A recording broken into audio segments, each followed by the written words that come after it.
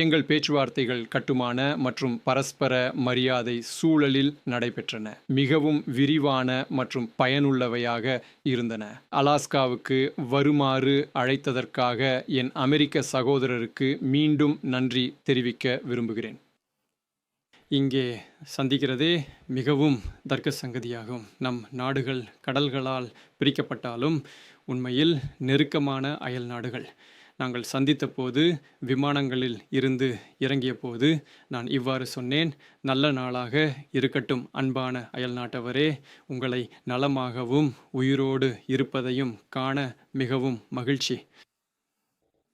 அலாஸ்காவுடைய தொடர்புடையது ரஷ்யா மற்றும் அமெரிக்காவினுடைய பொது வரலாற்றின் முக்கியமான பகுதி. பல நேர்மறை நிகழ்வுகள். இங்கு இன்றும் ரஷ்ய அமெரிக்க காலத்தின் பெரும் கலாச்சார பாரம்பரியம் உள்ளது.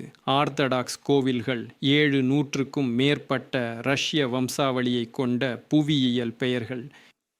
இரண்டாம் உலகப் போரின் போது அலஸ்காவில் இருந்துதான் போர் விமானங்கள் மற்றும் பிற உபகரணங்களை லெண்ட் லீஸ் ஒப்பந்தத்தின் கீழ் வழங்கும் புகழ்பெற்ற விமான பாதை தொடங்கியது. இது மிகப்பெரிய பனிக்கட்டிகளின் மேல் தாக்கியில் ஒரு ஆபத்தான சிக்கலான பாதையாக இருந்தது. ஆனால் 2 நாடுகளின் விமானிகள் மற்றும் நிபுணர்கள் வெற்றியை நெருக்கமாக்குவதற்காக எல்லாவற்றையும் செய்தனர். அவர்கள் ஆபத்துகளை எதிர்கொண்டு பொதுவான வெற்றிக்காக தங்கள் உயிர்களை அர்ப்பணித்தனர். நான் இப்போதுதான் ரஷ்யாவின் மகடான் நகரத்தில் இருந்தேன். அங்கு ரஷ்ய மற்றும் அமெரிக்க விமானிகளுக்கான ஒரு சிலை உள்ளது மற்றும் கொடி. எப்போதும் நாங்கள் மற்ற வரலாற்று உதாரணங்களை நினைவில் கொள்வோம். எப்போது எங்கள் நாடுகள் ஒன்றாக பொதுவான எதிரிகளை போராட்ட தோழமை மற்றும் கூட்டமைப்பு உணர்வில் வீழ்த்தின, ஒருவருக்கொருவர் உதவி மற்றும் ஆதரவு வழங்கின. இந்த பாரம்பரியம் நிச்சயமாக எங்களுக்கு உதவியாக இருக்கும். புதிய கட்டத்தில் மிகவும் கடினமான சூழ்நிலைகளிலும் பரஸ்பர நன்மை பயக்கும் சமத்துவமான தொடர்புகளை மீண்டும் உருவாக்க உதவும். எல்லோருக்கும் தெரிந்தது போல ரஷ்ய அமெரிக்க உச்சி மாநாடுகள் 4 ஆண்டுகளுக்கும் மேலாக நடைபெறவில்லை.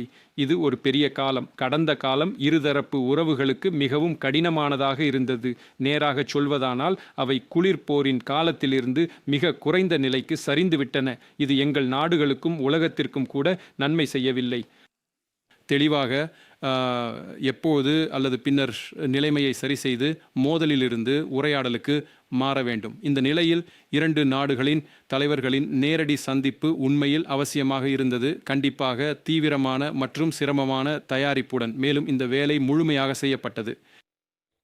எங்களுக்கு ஜனாதிபதி ட்ரம்புடன் மிகவும் நல்ல நேரடி தொடர்புகள் உள்ளன. நாங்கள் பலமுறை நேர்மையாக தொலைபேசியில் பேசினோம். எங்களுக்கு ரஷ்யாவுக்கு அமெரிக்க ஜனாதிபதியின் சிறப்பு பிரதிநிதி திரு உயிட்கோவ் பலமுறை வந்தார் என்பது தெரிந்ததே. எங்களுடைய உதவியாளர்கள் வெளிநாட்டு கொள்கை துறைகளின் தலைவர்கள் முறையாக தொடர்பில் இருந்தனர்.